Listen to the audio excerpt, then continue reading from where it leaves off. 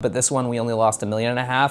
He blew close to $50 million of people's money. But as an early stage VC, I've kind of discovered that it's not really a full-time job. Anyone who tells you that is lying or just doesn't want you to know that so that they don't lose their job. The partner is a $7 million fund who's like, I think early stage is dead. I'm quitting my firm. Like, I don't know what to do next. Like, which investment has been your biggest regret?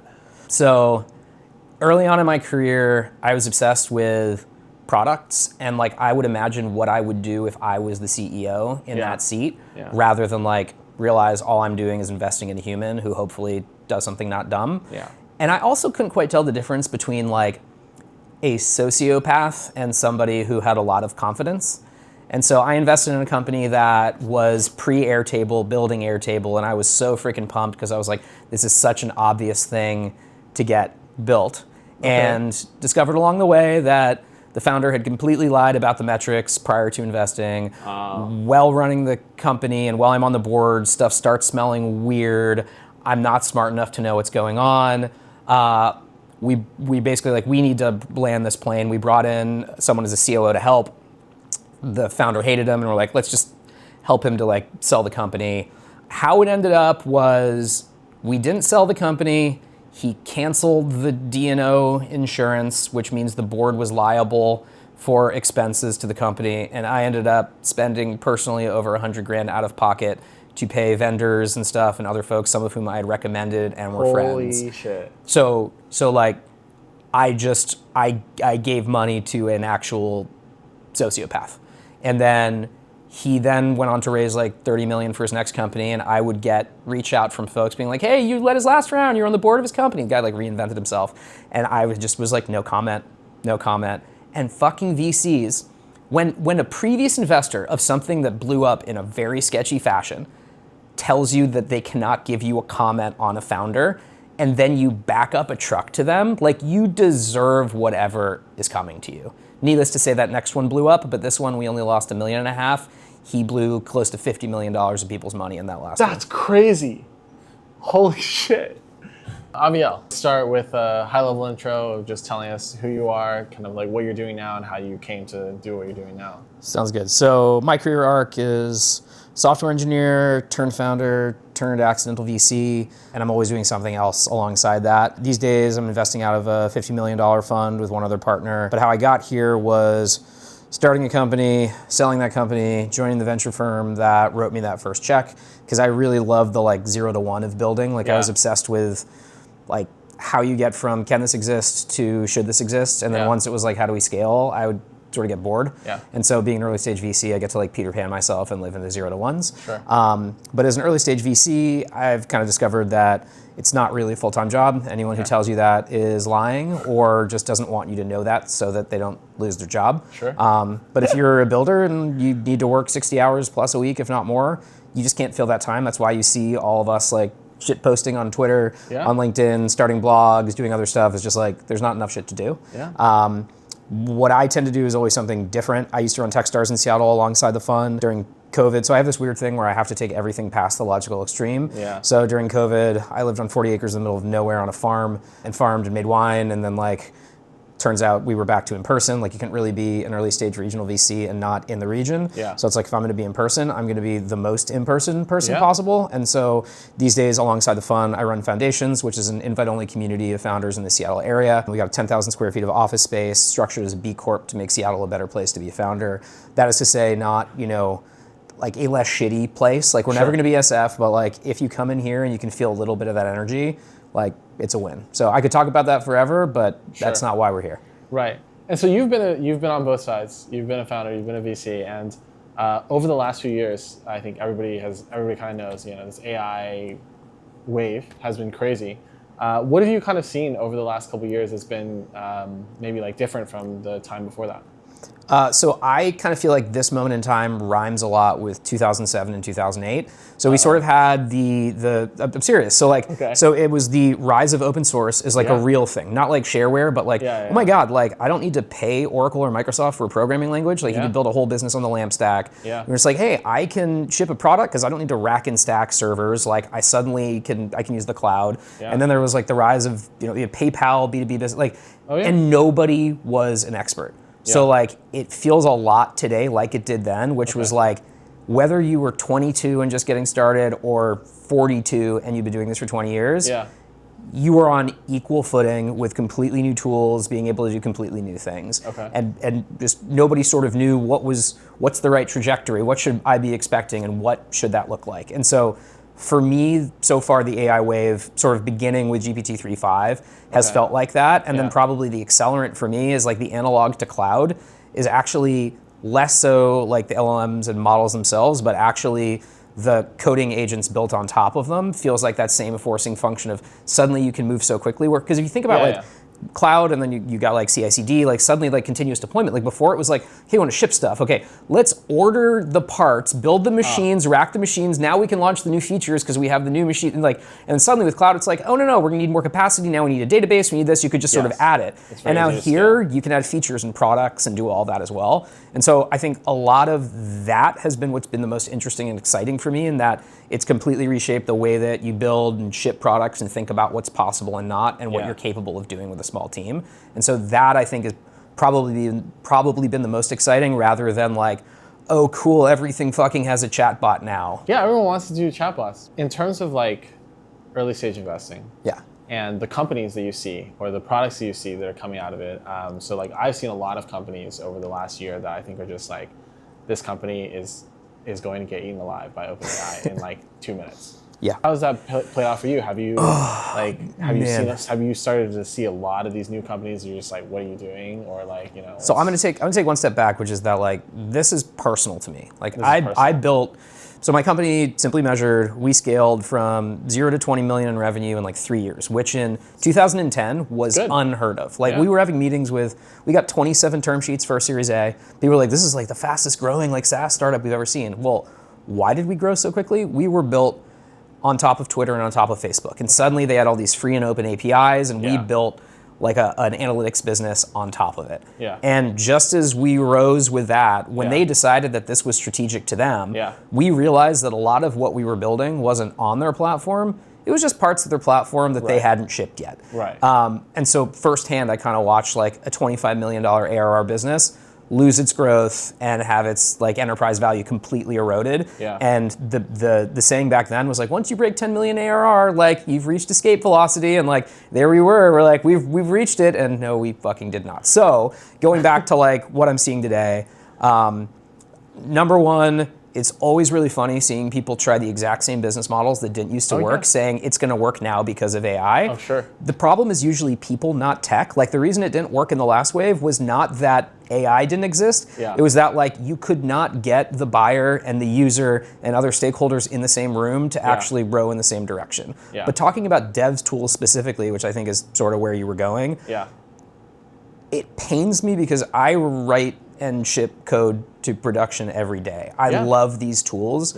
I've come to the conclusion that pretty much all dev tools and a lot of AI infrastructure startups are just completely uninvestable from a VC standpoint. And that doesn't mean that like these founders shouldn't necessarily be building it, but you have to think about like, I started this conversation talking about that AI wave, right? Or sorry, the SaaS wave.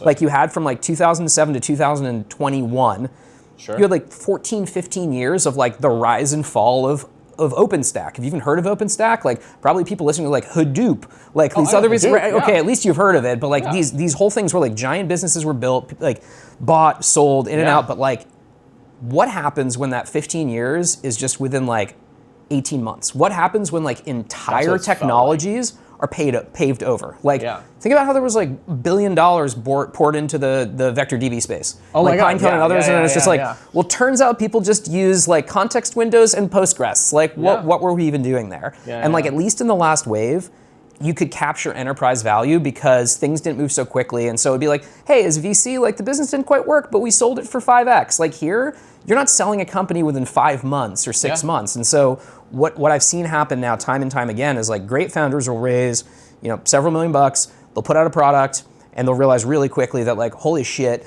if it's working, there's now hundreds of competitors and I'm competing with OpenAI and I'm competing with this. And we know if this works, they're just gonna come for me. And so what the smart ones are actually doing is they're doing their best to return investor capital with a signing bonus and going and working on it at one of the hyperscalers or one of the labs or one of that. And so I sit here as like an early stage VC. Yeah, but they haven't been great for VCs. Sure. Like the early stage ones, like obviously like Character and others is weird deals, people made money. Yeah. But in so much of this, it's just like, man, is like early stage VC specifically in like the dev tooling space and even part of the cloud infrastructure space, sure, like subsidizing like OpenAI's and Anthropic's R&D, and it's like they already have all of the money, and we're still like, how is this gonna work? Like I was having it was weird being in SF last week. Like now Sequoia's got a $200 million fund. I was talking, and it was raised, so it's like all these early stage VCs getting together to be like, we're the greatest people in the world. Sure. And this one conversation with a partner of a $7 million fund who's like, I think early stage is dead. I'm quitting my firm. Like I don't know what to do next. Like. And like they were mostly doing like infra stuff, and as a $70 million fund, this person was like, I'm literally just, I pour my heart and soul into something, and best case scenario, I get my money back. Yeah. And like, I don't blame the founders. If I'm sitting there and I'm like, I just poured my life into this, and like VCs, we have portfolios. Never feel bad for a VC, like never. Sure. But man, like it's a hard thing to do. For a VC, all right.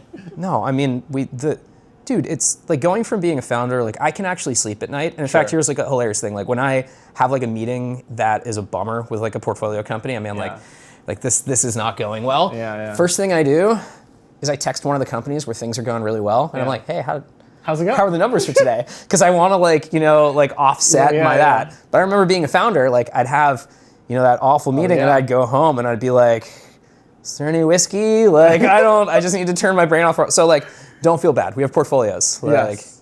There's a lot of companies. But it is like, it's a really scary time because a lot of the code you're writing, like enterprise value, which is like, used to be either like lines of code or it doesn't exist anymore. What do you see as like, what is going to work, or what do you think is going to work for these early stage companies, these early stage founders, like as they're building things out and they're starting to pivot and they're figuring things out, like what do you think is actually working right now, or is going to work in the next 2 or 3 years? Yeah, I think a lot of what is working works because these founders have a deep understanding of some business problem or unique industry where they know about like the processes, the people, the politics, the dynamics, and they're like, AI is just a tool, and what they're doing is like, we're giving you like a solution that helps you run your business better and makes you more money. And like AI is an enabling component of that, but it's not that different than like relational databases were an enabling component of like a SaaS app that lets you do workflows. And so like, yes, like what can be cool, and I think where there is an unlock of why some of these opportunities missed the last wave of digitization was that like you sort of had dumb humans as APIs. So it's like when you think about what was your job was to like go into an app, read something, write an email in like a human form, like take the database into like human communication, email it to another human in another area who's like, and then manipulates another database through a CRUD app, and everyone's like, we're doing work. And like, there's no APIs between those things, but those people, I'm sorry to say, kind of are APIs, but like, it wasn't quite like you could UiPath them away. Like there is some decision-making something, but I think with where we've gotten with LLMs, you can start removing that. And it's not that like the money is made because the people are losing their jobs. The money is made because you've removed friction. And so I actually think those people can be working on other things. Like I'm not one of those doomers who like, this is gonna remove jobs. For anyone, you don't even have to be high agency. As long as you're not a no agency person, you should be pumped because it's just like, holy crap, so much friction is removed from my life and my job. And if you're a business owner, especially, you're like, I can rethink where I allocate money. Like everyone has this idea that like all these businesses are just gonna go AI and then they're gonna turn like 99% margin and that owner is gonna like, live on an island somewhere with a bunch and then all the employees are screwed. It's like, no, like any person instead gonna be like, how do I move faster? How do I use this? How do I really, but like, of course, like the world will be, there won't be a smooth transition, but like, so those are the opportunities, and like that's where I think a lot of the smart founders are spending time. And like there's some like, this will sound weird, but right now the best performing companies in my portfolio who have been founded within the past 5 years are not AI companies. They're not AI companies. So like they have since started using AI to help them write software in pretty much all cases. So like, Cursor, Cloud Code, et cetera. Like you're kind of crazy if you don't do that. And some do like some LLM activities, but like it is not a .ai business. It is not an agent business. Like it is, these are, businesses that are involved in like the payment rails and the data space and that. And like, I think a lot of us just like forget that those businesses like they exist and they're real. And so instead, but like what's kind of hilarious is if you're one of those entrepreneurs, you're actually seeing like less competition than you used to. Yeah. And then meanwhile, you have someone who's like, I'm going to build an agent framework. And like, I actually should be doing this because when I go back, like, my PhD was in this and I was working at this company and this. And you're like, why the fuck are 2,000 other people doing this as well? And it's because like there's a lot of these obvious ideas. But so I think the flip side of that has been like when everyone's like zigging, you zag. Sure. Like go somewhere else. Yeah. And there's opportunity. What do you think is going to happen to all these companies that are like building all these like dev tools and infrastructures? Or is that like most of them are going to die? They're going to get acquired. They're going to merge. Like, what do you kind of like think is going to happen? And then like, I mean, look, like this is a cop out, but like it's a mixture of both. Sure, like both things will happen, but I think the majority are going to die. Like they shouldn't. Do you think people exist. should be building with agent frameworks? You have to, but I think you can't have religion about like. I think you shouldn't make any one-way door decisions on top of any platforms because I think you can't be operating under the assumption that like that platform is still going to be around or exists. Okay. That makes sense? Yeah. One thing I want to ask you about is kind of like the way that venture is structured essentially is like you make these bets, you assume that one of these companies will go into a couple $1 billion and then you get an exit and you get your return. But with the enablement of the speed of development, all the things you can build with AI, do you think this is still like a reasonable structure? Like, are we still going to be able to like be like, hey, I'm gonna put in like, I don't know, like $1 million in this company, and then like I'm going to own like 2%. It's going to become $1 billion company, or like, how do you So I think those opportunities will still certainly exist, but our problem is the entry prices are so high. Yeah. Where now we're even like, if you're, dude, like, so I had not joined the firm yet, but my partner passed on Twilio because a $4.5 million pre-money was nosebleed. Okay? A $4.5 million pre-money was nosebleed. Yeah. On Twilio. Yeah. So then I'll tell you another story. And then we wow, that would have been a great deal. Correct. Now, you learned from your lessons, and we entered into and did Auth0. Okay. And we did Auth0 at a like 26, I want to say. That's a great deal. But it was a small check, small fund. But even with that, you still look at like at a 26 entry price. Yeah. Like that was not the banger that you thought it was. Like it was, really it was like if you were at a 4 and you have an extra like 5 turns of that before that, that's when you start seeing those like generational outcomes. But as prices have started to creep up, it becomes a real problem where you need not just a $6 billion outcome, but a $600 billion outcome for like a large fund to get returned.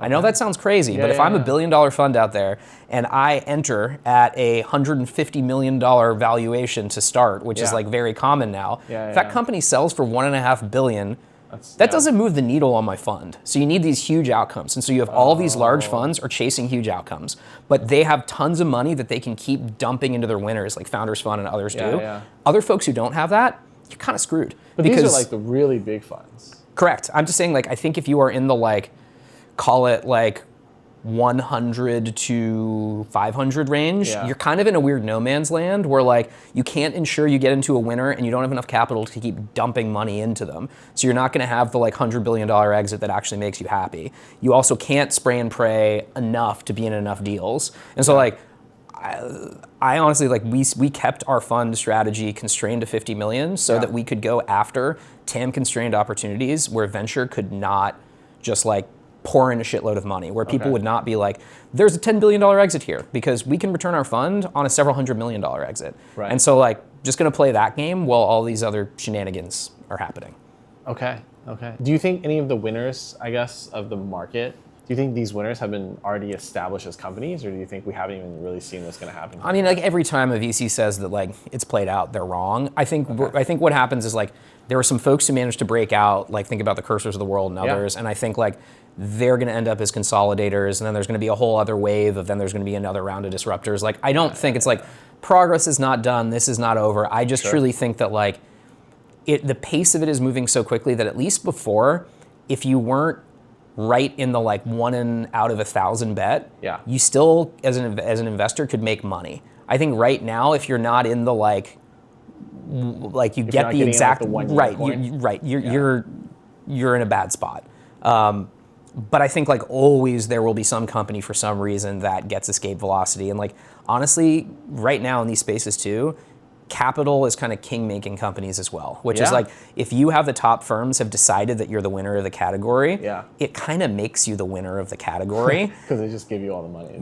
But then that makes it a really different game. And in fact, like as a VC in Seattle, it's like really hard for me to say that like any dev tool company in Seattle will be the one who is king-made, because you don't have the pre-existing network of like my buddies from college or this or my friend or this, or we grew up together, are already at the firms, they've known me forever. So you have an uphill climb unless you're, you know, already a well-known founder, or you're like very visible and pedigreed from like a hyperscaler or something along those lines. So like I just look at all of the problems with investing in those categories and I'm like, let's leave that to like the Amplifies of the world, the Sequoias of the world, like those folks like go nuts. I'm just like, I think for the rest of the market, like that's not where we should be playing. Okay, so how do you think we can make Seattle better?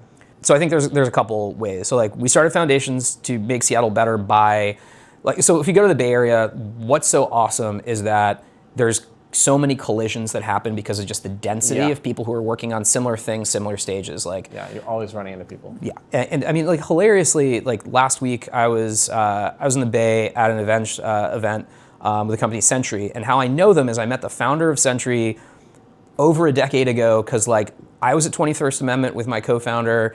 He was at Discuss. Next to I heard it's closed now or something. It's closed on Mondays. Okay, well so it was like in that neighborhood, like 21st Amendment, and like I hear him and his Discuss like friend, like because we were both there at the time, arguing about Mongo. We jump in and we just like get drunk talking about why you should never use Mongo in production, and like have stayed in touch forever. But like the exact example of like there's a collision. And so the goal with foundations is like to invite in like technical builders, people who have that same vibe. And if you put everyone in the same space, you can create enough collisions in that small area that like, because one person only has so much surface area to be saturated by opportunity. And so if we can do that in a small scale, maybe we can make it so that like for certain people, it makes sense to stay in Seattle, or they're, you know, they're not going to deeply regret moving to the Bay Area. So that's step one. But then step two is there's just not a lot of capital up here. There's no angel investors because most people haven't made money on startups. They made it at Microsoft and then they bought a boat or like a lake house, and you know they don't angel invest for fun, like whatever. So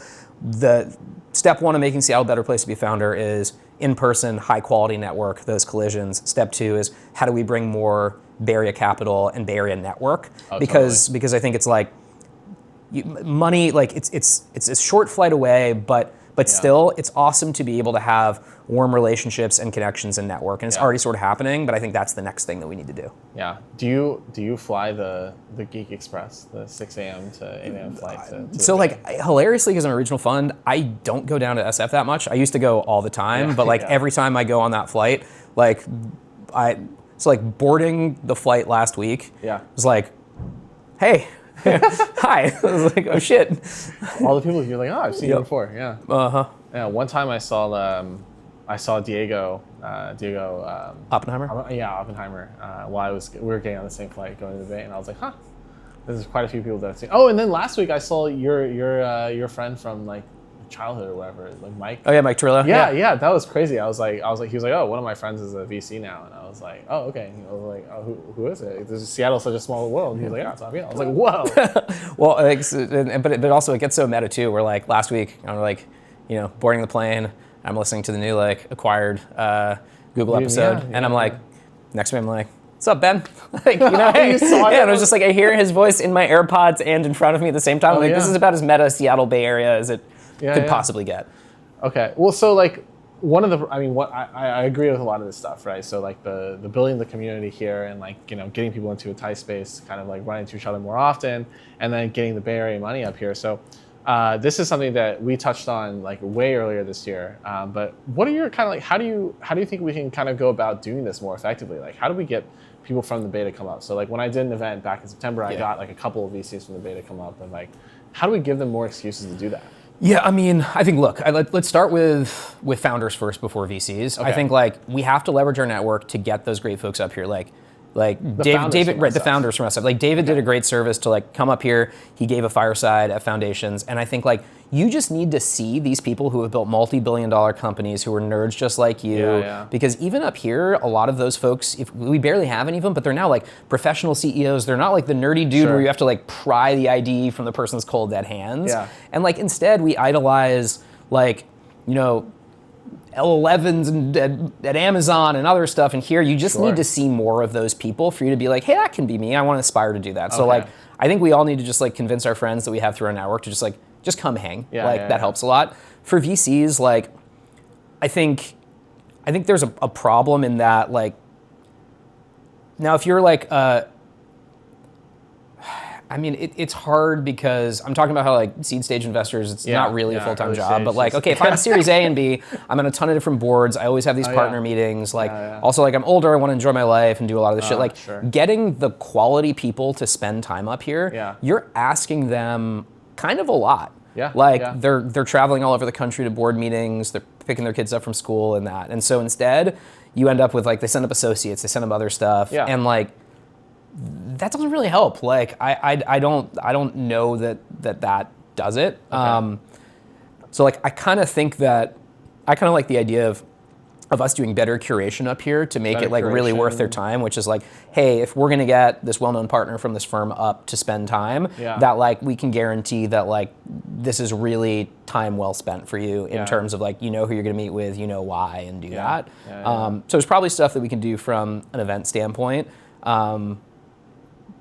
But I think a lot of the work and where some of this is happening is like, it's in the best interest of a lot of the early stage funds here to be socializing and making those connections as well, because we become the deal flow for them. And if they're not following on our deals, our companies run out of money. So I think like the onus is not just on founders to do that, it's on VCs as well. But then the flip side is then there's a little bit of a perverse incentive, because then you're like, but I don't want them up here because some of them do pre-season seeds. And if they're already up here, then I don't get my deal. So it's like, there's this weird tension of like, and I think I do think about this a lot, and like people complain a lot about being a founder in Seattle, and I do think that some of the things, especially around capital, are by design, because the funds enjoy the fact that the quality versus the competition is in such fucked relation. Like the Bay Area, you have a lot more founders, but you have 100x more investors in capital.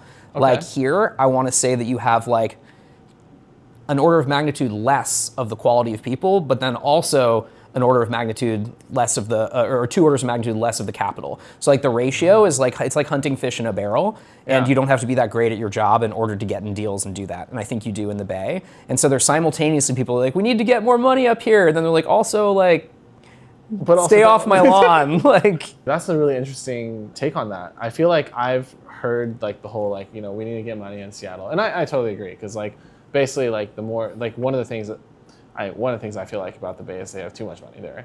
They're just throwing money at like crazy ideas. And I'm kind of like, how did this startup raise any funding? And here in Seattle, I see some startups who I'm like, how is this startup not raising like, But I want to talk about crazy ideas for a second, because I think that's one thing that Seattle VCs and investors get a bad rap for, where people are like, in the Bay Area, you can like raise money. Like Airbnb never would have gotten funded in Seattle. Like there's a very big difference between, they're the examples of things that look like toys or stupid ideas that are outliers. I will tell you, people up here will invest in those things.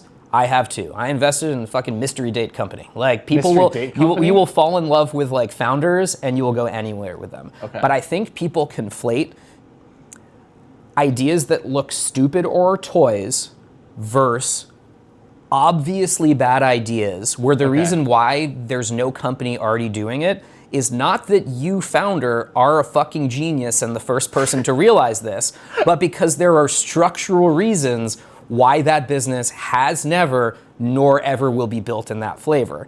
And we have so many folks up here who are like, how come like the dude doing like Airbnb for like dogs that can fly just got $40 million in the Bay, and I'm trying to build like a hyper social local thing for local businesses to sell their coffee online is not getting funded. And we're like, well, because those are not the same thing. Like the other one could be big. I just know that your thing is going to be bad. Like, there's a lot more outlier ideas that don't really happen here. A lot of people here are trying to build these things that kind of fit this pattern of like, okay, I've seen this before, it hasn't worked, but they haven't seen that before. So well, they haven't seen how it worked, how it's gone from like, this is insane, to like, wow, this is suddenly starting to work. They've instead seen the like, wow, they identified this problem and then they built it and they made a ton of money. Yeah. Because like a lot of times you just have to be the crazy person who's doing something that makes no sense for a long period of time. But I just want to say that's different between that versus like, it's yet another dating app. It's yet another like HR solution, like things where it's just like, no, like this isn't gonna, like it doesn't work. I've seen a lot of these weird HR solutions. I have in my inbox right now, like I keep every day, it's like 5 versions of the same pitch. Information between engineering, product, and go-to-market teams is broken and how you can use AI to fix it. And then it's just like, no guys, like there's friction between those teams by definition. Yeah. Like you are not the one who has noticed this. And but you think, where do people come from? It's just like, oh, all these people are coming out of big companies where that's what they think is the biggest problem. Yes. And they don't realize that maybe like you can't fix it. Like I like challenge them and be like, how would you have fixed it at your old company? And be like, well, it never would have worked there. And you're like, well, I'm gonna stop you right there. Yeah. What has been your biggest regret of an investment that you didn't make? Yeah, so I'll give you 2 examples. The first one was truly a roller coaster. So you all may have heard of the company Convoy, which did not end well. But so one of the co-founders of Convoy, Grant, I actually co-founded his company before Convoy with him as a part-time co-founder while I was running my company, Simply Measured. It was then funded by Founders Co-op, my then fund, and like said, we were super good friends. When that ended up not working out, that got acquired by Amazon. He was introduced by my partner Chris to Dan Lewis, so made the connection. They built Convoy out of our offices up to 8 employees. And we had an option to put $250K in the pre-seed round, and we had an investment that we had made in a failed company that a partner who was transitioning out had made, and we're good people. And the founder's like, I think that we're going to be competitive with Convoy. And so we passed on doing the investment because of that. And the amount of times over the years, and I don't know that we would have been able to exit in secondaries or been smart enough, so it doesn't matter at the end of the day. But there was a point where, and that was out of a $20 million fund, where the current holding, I was like, it would have been like $140 million out of a $20 million fund, and like that just like straight up kept me awake at night. But then I think the other one is honestly a Sentry. So when David went to, so I knew him before, and like I was a user of like Sentry when it was an open source platform, just stayed in touch, and he really didn't know much about venture, and he's like, hey, I'm raising like a seed round, like, do you want to like come along? And I was like, I totally should do this. And I was just getting started with Founders Co-op, and it was like we were a regional fund, and like, you know, this was a little out of scope and whatever, and just the easy thing to do was be like, this probably isn't going to go anywhere, like not going to do that. And that was yet again one that you know, I think, forget even the carry, like that was just like, what the fuck was I thinking? I'd say like, been lucky in the fact that I don't actually have any examples of deals that I was smart enough to want to do that I got no allocation in.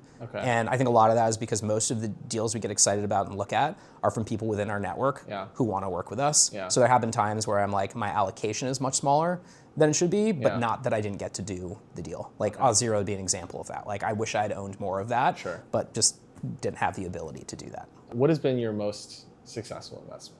I mean, most successful in terms of multiple was Auth0, but most successful in terms of dollars returned and dollars returned for a fund was actually, so let's not say, because in the early fund, there was Remitly in that, but I was not part of that deal. That was before. I started underwriting deals in 2014, but then we did an investment in a company called Ally in 2018, which was in the OKR space. Oh, not Ally. Yeah, not Ally Financial. OKR space that Microsoft bought for less than $1 billion in cash. But what is very interesting is that market, we had 2 other competitors. One Andreessen backed, one Sequoia backed, and then we had like Tiger and some others in, but like didn't have that. But basically, Microsoft wanted to buy us. the Tiger board member was like, don't take that term sheet, I'll give you $100 million at $1 billion valuation. Like, this was like peak froth insanity. And I like look at the founder and I'm like, dude, what do you want here? Like, do you want generational wealth and the ability for your product to impact millions of people? Yeah. Or do you want to be a public company CEO? Yeah. Like, that's the equation. And like, oh, wow. and like, I'm like, Tiger guys were making him feel guilty for like, your cop-out sellout. And so we sold that business that more than returned the entire fund in that one deal. Nice. And the OKR space is worth $0. That product has since been shut down at Microsoft. Yeah. Like, and I do think about, you say most successful investment. Yeah. If that investment was still alive today, it's worth $0. Yeah. So it was a fucking horrible investment. Okay. But because of how we exited and where we got out, it was the best investment I ever made. Okay. And so we like to say as investors, we're not traders. But that sure as fuck felt like a trade to me because it felt like we knew when to actually get out. You are a trader. You're basically a private market. I guess we are. Yeah. Okay. Aviel, what is the main piece of advice that you would give founders right now, like early stage founders who are thinking about either like, they're early, they haven't really started a company yet, or they're just now starting? What is the main piece of advice you would give them? Don't think, just do. I think the mistake that people make is they overthink shit and don't realize that like nothing matters until you have contact with customer, contact with reality. Don't be embarrassed. You will discover what you should actually build by building shit with people who are willing to give you their time and attention. So to rephrase that, like find people who are willing to give you their time and attention. Yeah. Start solving their problems. Yep. Don't overthink where it's going or why. Start selling. But sometimes it's like you can sell something and people don't use it. Like find the thing that like it's almost like maybe you have to give it away for free, but people are using it. So it's more about like I honestly think in the early stage, I tell companies all the time, it's like it's more valuable to get someone's time than their money. But a lot of times you can't get their time if they're not giving you the money, and if it's like a B2B sale because they're like.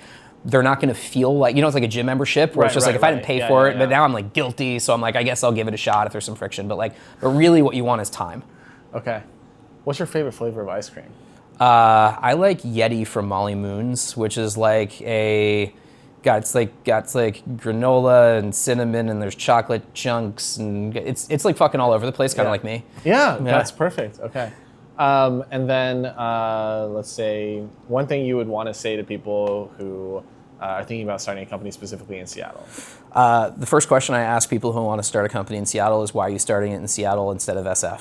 Okay. And I think you need to have a really good answer to that, because I think a lot of people don't realize the sacrifice. So I've had people answer that question and be like, well, I mean, my girlfriend's up here. And I'm like, you know that you're going to break up with your girlfriend building your company anyway, because like, you're going to not be able to spend enough time with that person. Like, there are good reasons for you to be up here, but like, I always find it to be like, you need to ask yourself a lot of these hard questions up front rather than just assuming everything's gonna work out. So like, I guess that would be my advice, is be like, what happens if like, start asking yourself the question of, what if everything goes wrong? Why am I doing this? Am I really all in? Like, don't be like a year and a half into a journey and have regret of like, I wish I had been all in the whole time. And instead just be like half-assing it. Okay. Any final hot takes you want to leave us with? Yeah, I guess I have to do one, which is like, not everyone should be a founder, and not everyone is cut out to do it, and people will not tell you that, because it is absolutely in no VC's interest to ever tell a person that. And so I think it's very healthy for you to have imposter syndrome at all times, and the best founders I know do and have that. And I think you always need to be just like checking yourself at every step along the way, and you're probably going to fail, and just be cool with that. Yeah. All right. Thank you, Aviel. I think we can wrap this up.